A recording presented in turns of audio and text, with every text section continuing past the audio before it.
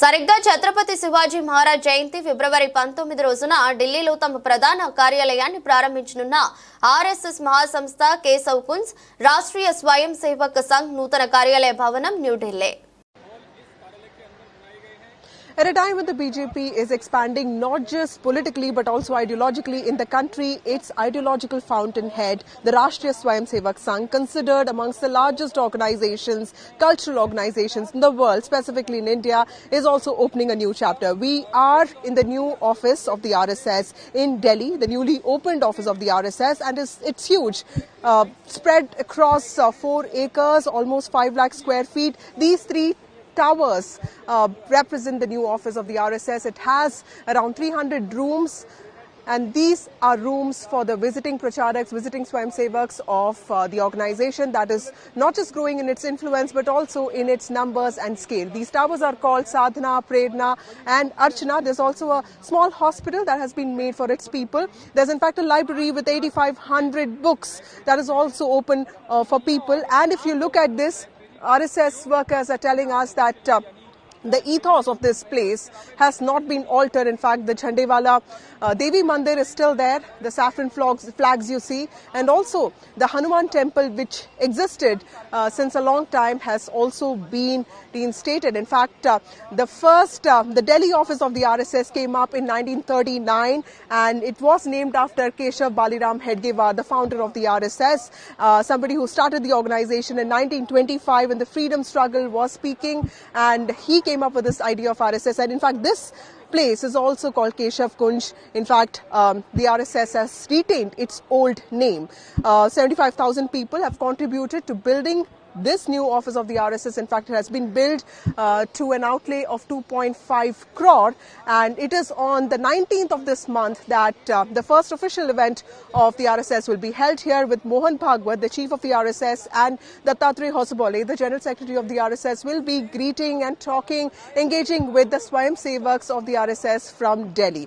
Well, this huge office with minimalistic furniture representing the ethos of the RSS, the austerity of the pracharaks, also symbolizes not just RSS's growing influence in terms of ideology and footprint, but also says how powerful it is becoming in the imagination of people today. But let me show you around what the major elements of this office are.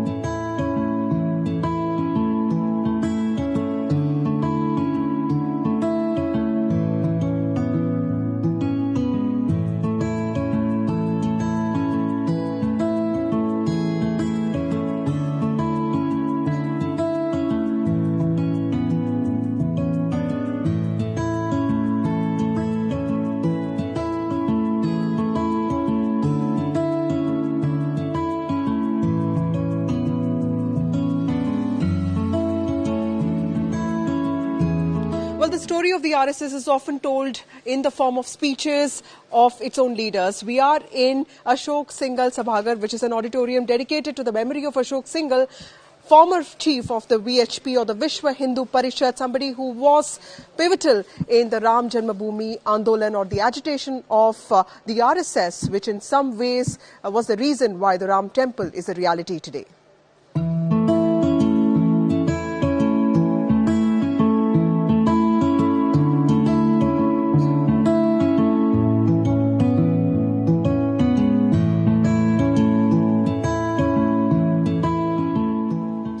Socialism, Sarvodhya and Democracy, a book by Jayaprakash Narayan, somebody who played a pivotal role in the anti-emergency movement, something that also gave an impetus to the RSS. In fact, RSS workers were imprisoned, and RSS also opposed the emergency in 1975.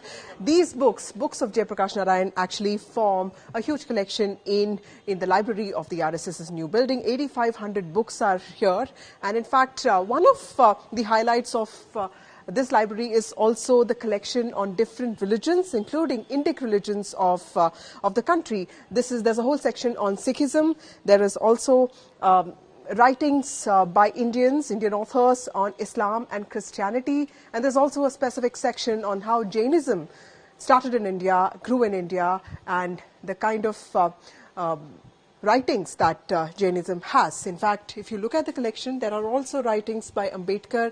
There's also a decent section on Indian democracy, and more importantly, it has writings from Aurobindo Ghosh, Vivekananda, Veer Savarkar, and also Madan Mohan Malviya, the ideologues of the RSS, including Nanaji Deshmukh and Satsang Chalaks of the RSS, people who have headed the RSS at different points, the kind of reforms that they introduced for the organization.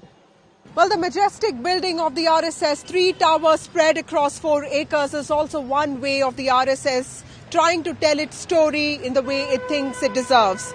The fact that it has played a role in India's past, present and future. While BJP's ideology and politics have been expanding, it's also the RSS way of saying that while Resham Bagh in Nagpur remains its headquarters, this building in Delhi will define its growing popularity amongst Indian masses. With camera person Pooja Arya, this is Vasudha Venugopal for NDTV.